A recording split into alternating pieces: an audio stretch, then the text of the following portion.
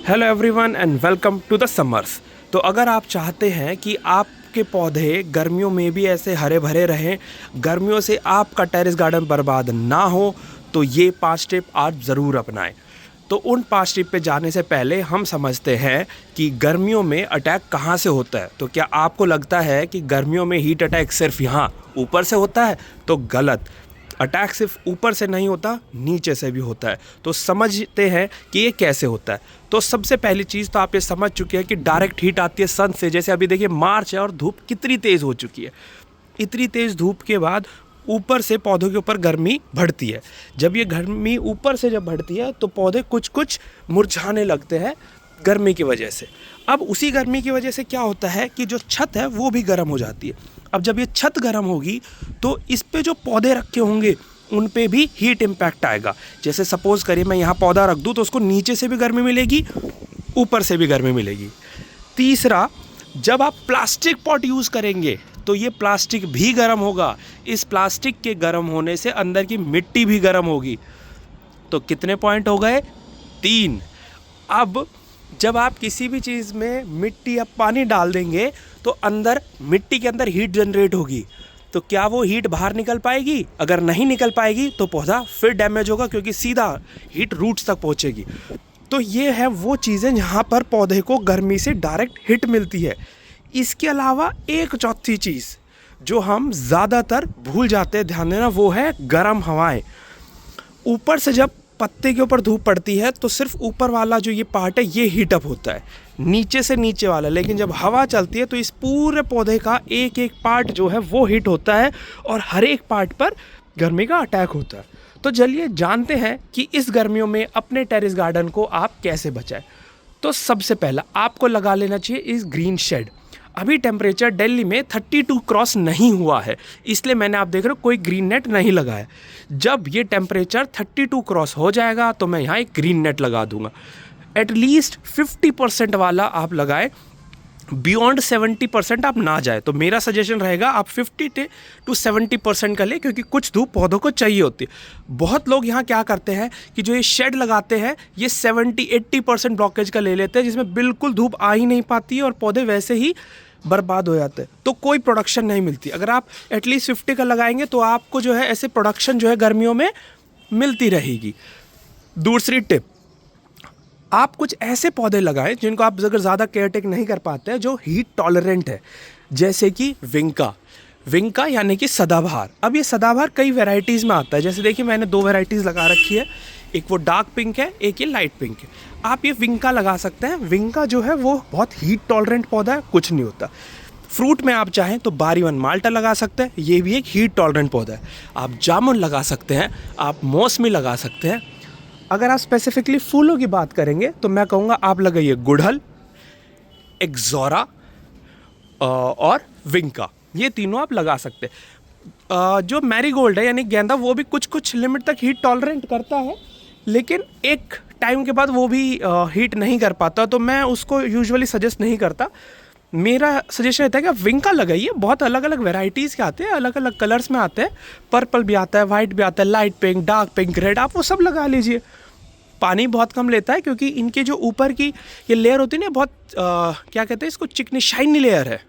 तो इसलिए heat reflection में और वाटर इवेपोरेशन में इसको बहुत बेनिफिट मिलता है।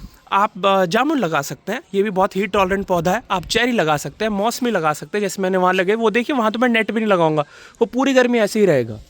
उसके अलावा आप बारीवन माल्टा लगा सकते हैं, बैंगन लगा सकते हैं।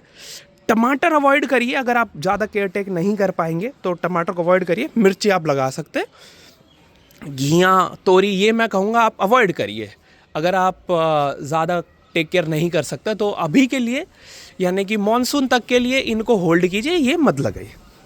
अगले टिप, पानी का बहुत ध्यान रखें। देखिए पानी जो है ओवर वाटरिंग नहीं हो। ओवर वाटरिंग होने से मिट्टी जो है ना बहुत ही सॉगी हो जाएगी, यानी कि ऐसे चिपचिपी हो जाएगी, वो हवा नहीं मिल पाएगी। अगर हवा नहीं मिल पाएगी प्लांट ब्रीथ नहीं कर पाएगा। तो इसलिए मिट्टी को आपको हमेशा वेट रखना है, यानी कि मॉइस्ट रखना, सॉगी नहीं रखना। उसके लिए आप क्या कर सकते हैं, देखिए अगर आपके पास ऐसे बैग है तो बहुत ही बढ़िया, क्योंकि इसमें ओवर वाटरिंग की प्रॉब्लम ही नहीं होती। इसीलिए मैं हमेशा जियो फैब्रिक यूज़ करता हूँ। थोड़े कॉस्टली आते हैं यार, बट मैं कोशिश करता हूँ, ऐसा नहीं है कि मैं सारे यूज़ करता हूँ। आप देखिए प्लास्टिक भी है मेरे पास, बाल्टी भी यूज़ करी हुई है, ठीक है, ये HDP यूज़ कर रहा हूँ और जियो फैब्रिक भी यूज़ कर रहा हूँ। बट मेरा जो बेस्ट ऑप्शन रहेगा, मेरे को कोई पूछे कौन सा करोगे तो मैं ये कहूँगा। फ़र्क क्या आता है ना, मैं वो आपको दिखाने की कोशिश करता हूँ। ये देखिए, ये ग्रो बैग में लगा हुआ है ना, इस पर देखिए कितने अच्छे बैंगन लग रहे हैं, ठीक है, ये लगा हुआ है, देखिए कितने अच्छे बैंगन लग रहे हैं।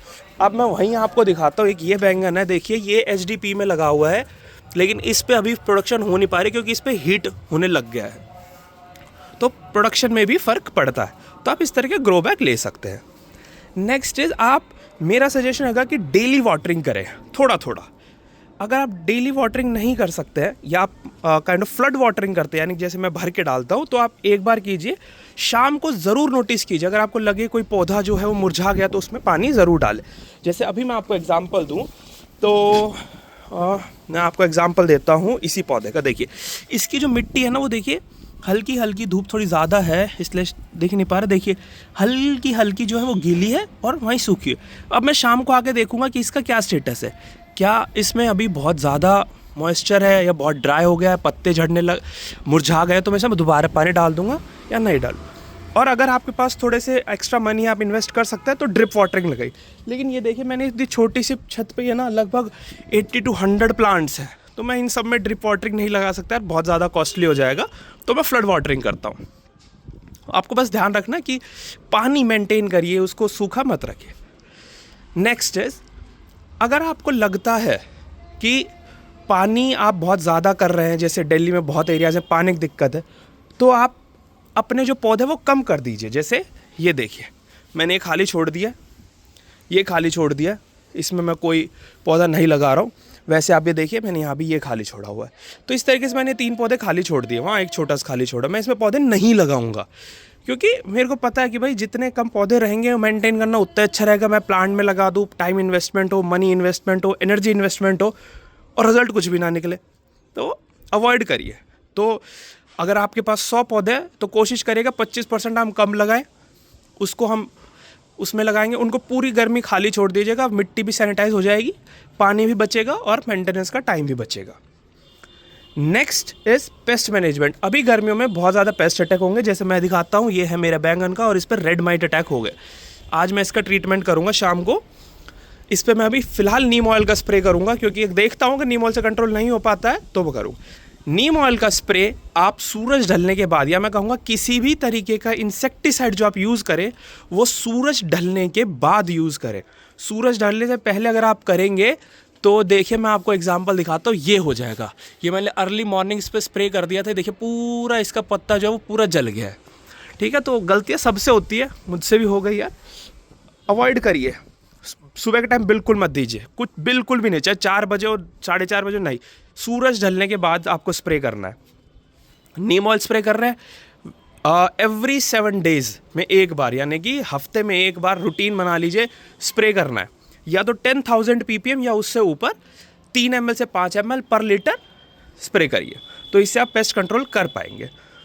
तो ये वो कुछ टिप्स हैं जो आप अगर आप गर्मियों में यूज़ करेंगे तो आपको बहुत अच्छा फ़ायदा होगा। मैं बहुत जल्द एक वीडियो भी बनाऊंगा जिस पे मैं आपको इन डिटेल में हर एक इंसेक्टिसाइड और पेस्टिसाइड, ऑर्गेनिक, इनऑर्गेनिक, केमिकल, सब के बारे में बताऊंगा।